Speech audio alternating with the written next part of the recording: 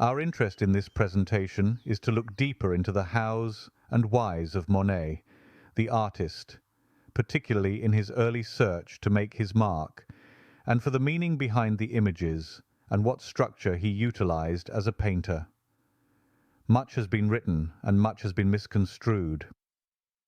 Claude Monet was born on November 14th, 1840, in Rue Lafitte, Paris, France.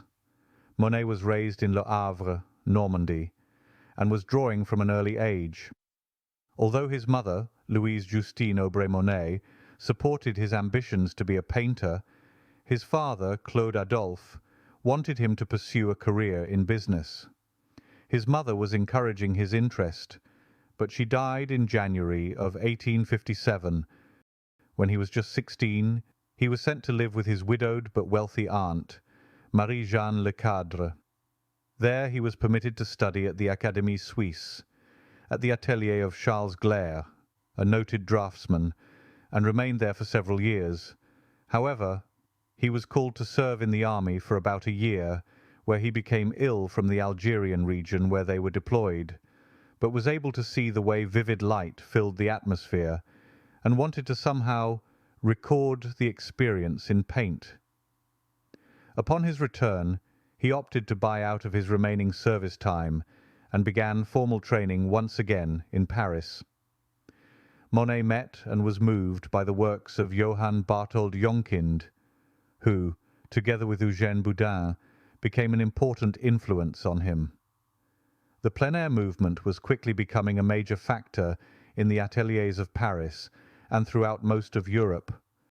Artists were spending much needed quiet time in nature, pursuing a personal way of interpreting the richness and light of nature. He returned to Paris, with the permission of his father, dividing his time between his home and countryside, and continued in Charles Gleyre's studio, where he met Pierre-Auguste Renoir and Frédéric Bazille.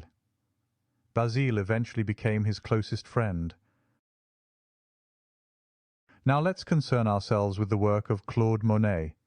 He has become synonymous with the designation Impressionist and Impressionism, a title that was cast upon him and the group as a rebuff from a writer on their debut group exhibition in 1874. It was an insult, to be sure. The Salon jury often rejected the artists of this fledgling group, and, as is common with virtually every new crop of artists, they must find their public and somehow gain a following. The fact that artwork is a one-off production can be extremely tough at times, and the danger of being typecast may also affect sales. So, to remedy an awkward situation, they opted to band together. It permitted the stark and rough finish of their pictures to be acceptable for show, just as they are. Monet found the sketchy, broken pastiches of paint, as used by Boudin, to be his way forward. The only step needed further was to explore his use of elevating the colour with a bolder palette, where the colour did not rely on values for the primary foundation. The secret would be, always maintain light and shadow separation. That is the key factor. As simple as it sounds, Monet was true to that dictum, and by it found real power and freedom. Initially, Monet was experimenting with the larger patches of paint. His mosaic-style application was not uncommon at the ateliers, nor was it new, but for him it was the launch pad for figuring out how to bridge the gap of nature's contrasting shapes, or the light and dark values, toward a tighter range where light is expressed more fully, suggesting vibration. That would mean he broke up the larger touches into smaller ones, very similar to Boudin, but begin to rely on the use of colourful shadows and less on a value range, so long as shadows always remained separated from light, as already mentioned. The Impressionists became aware that a system that permitted such freedom of colour of any arrangement, cooler or warmer, made no difference so long as the separation remained true. In overcast days, the idea was to look at the light as a veil, so the spotting and arrangement of a scene rested on designing the elements primarily. Another aspect of Monet's growth as a painter is to understand that a picture remains a picture. It's paint. It conveys an expression, not by elaborate finish, but always kept as something wrapped in pigment, never trompe l'oeil, or by clever artifice or pretence, just paint. That is, it rests on the idea that the picture's essence is as one views a scene through a window and then discovers that paint is the real object. Anyone who has seen Monet's works, in a gallery or exhibition, is immediately struck by his use of enveloping light. His views of the cliffs at Étretat of 1885 are wonderful examples of this. Woman with a parasol fully describes our point. It is Monet's wife, Madame Monet, and her son.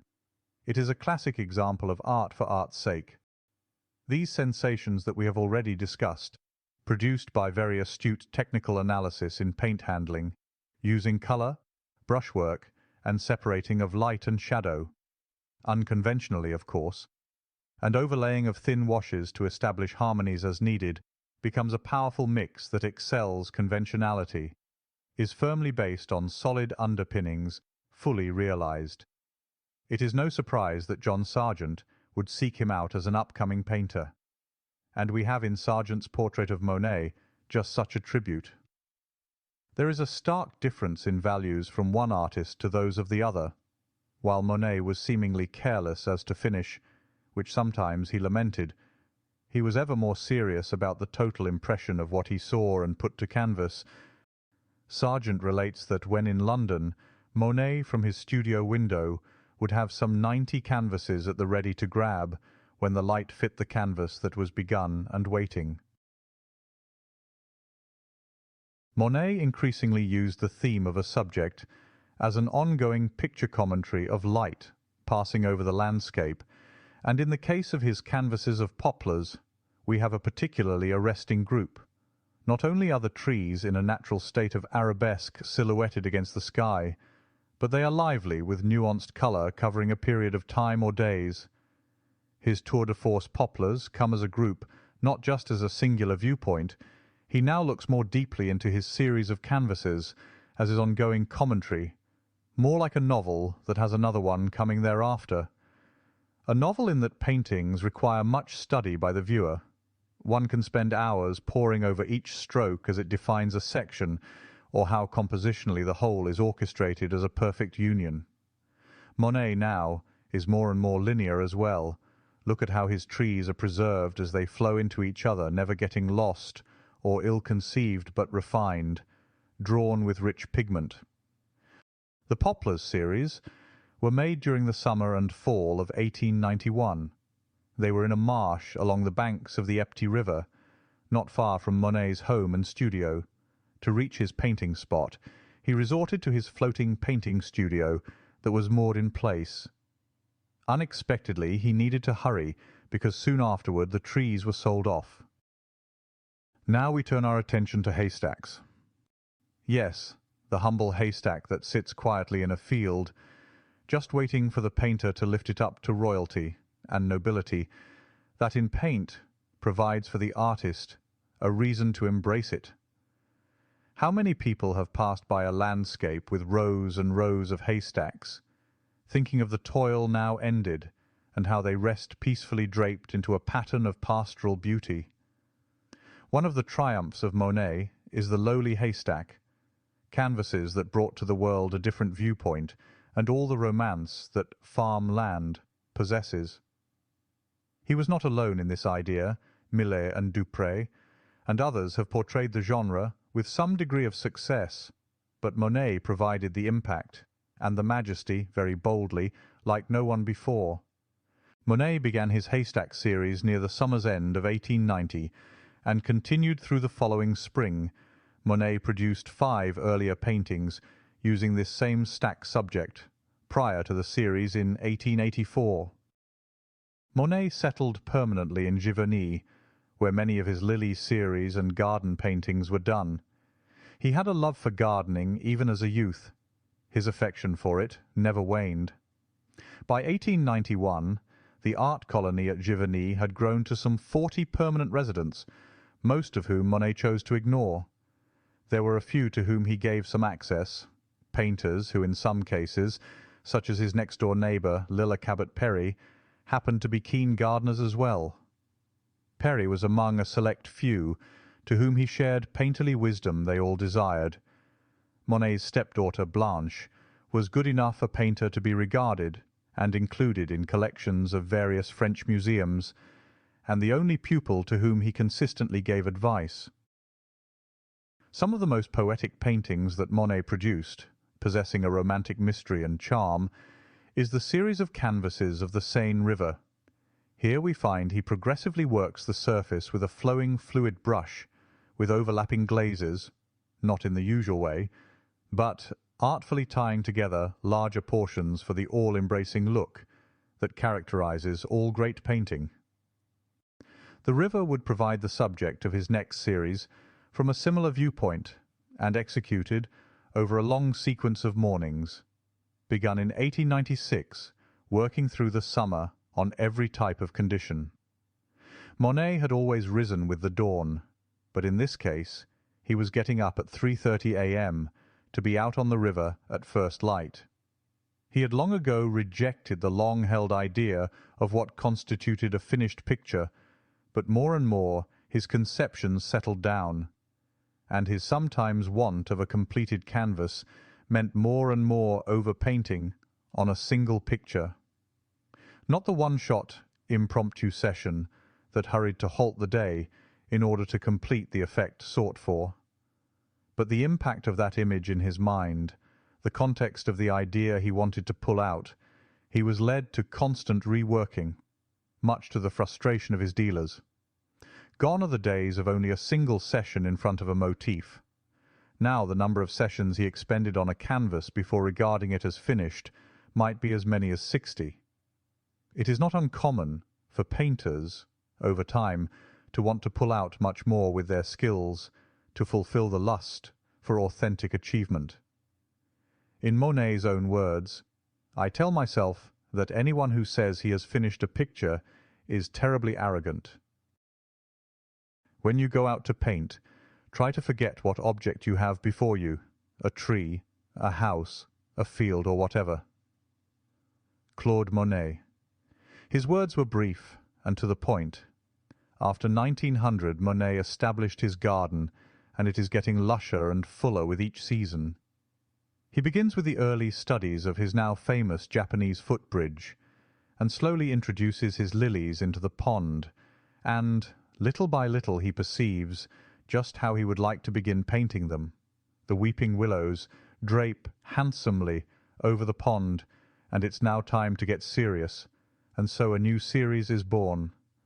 Ever the gardener at heart, Monet says, "I love water, but I also love flowers. That's why when the pond was filled, I wished to decorate it with plants." A trellis was integrated into the Japanese footbridge he had already installed, through the slats of which tendrils of wisteria would entwine themselves over the years to follow. Above all, more lilies were added, hardy plants. "I have no other wish than to mingle more closely with nature," states Monet. In his final trip to London to visit his son, who had taken ill so much so that Monet made the trip to see him, and having known that it was not as serious an illness, Monet decided to take in the city. He visited with Sargent once again, and with the story we referenced earlier, Monet rented a studio space for the time, and proceeded to paint the series of the Waterloo Bridge, Houses of Parliament, and Big Ben. This would be the third and last visit by Monet to the country, and with the haze of fog, with fumes of sulphur in the air, he had difficulty trying to navigate from day to day how to catch the varying effects, as Sargent noticed. By the end of his stay, with some 100 canvases in tow, he departed back to Giverny. By this time Monet was very popular with ready shows and exhibits throughout Europe and America, along with smart investments in the stock market. He was now fully established as a complete artist with honours. Then, in 1904, Monet and Alice were making trips around the capital of Paris in their newly purchased automobile, and made their longest motoring excursion, as the painter decided that he wanted to see the paintings by Velázquez at the Prado in Madrid. And before long they were heading south on a 3-week round trip, that was certainly audacious for the time. In later years, Monet would be bothered by cataracts, but was hesitant of operations because of the disasters with a couple of artists like Cecilia Beaux. But in time, the procedure was done and successful. So, Monet had established himself, and his mission to record and do justice to nature as he saw it was a lifetime journey. His unique skill to penetrate the visual world on canvas was rewarded by the acclaim of artists and critics alike, even overcoming the stigma that as an impressionist he wore that badge with honour. With that, we hope you enjoyed this look at an icon, an artist who helped to define a period in art that will last. And don't forget to click below for big holiday savings on your ebook Library of Artists collection. Just check below for instant download, and thank you.